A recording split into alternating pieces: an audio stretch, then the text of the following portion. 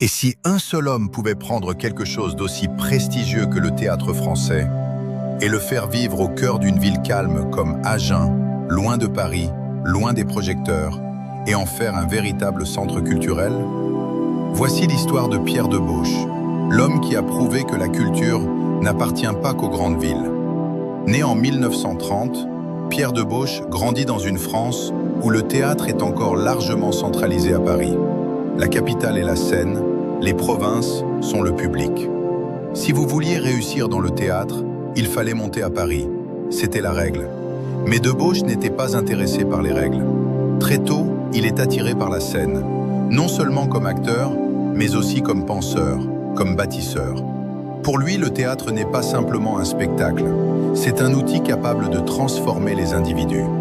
Il se forme, joue et s'intègre rapidement dans le monde exigeant du théâtre français. Il collabore avec de grandes institutions, travaille avec des artistes reconnus et se forge une réputation d'homme passionné et engagé. Et pourtant, quelque chose le dérange. Il voit un écart grandissant entre le théâtre et le public. Une distance entre la culture dite élitiste et les gens du quotidien. Le théâtre, selon lui, devient trop fermé, trop concentré à Paris. Alors il prend une décision qui va changer sa vie. Au lieu de rester dans la capitale, Pierre Debauche choisit d'aller là où peu d'artistes de son niveau iraient. Il choisit Agen.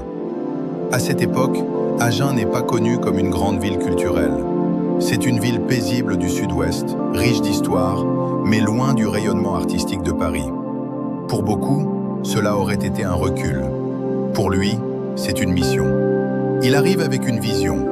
Créer un lieu où le théâtre ne serait pas seulement joué, mais vécu. Un lieu ouvert à tous, où chacun pourrait découvrir, apprendre et participer à cet art. Cette vision devient le théâtre du jour. Bien plus qu'un simple théâtre, c'est un espace de création, une école, un lieu d'échange.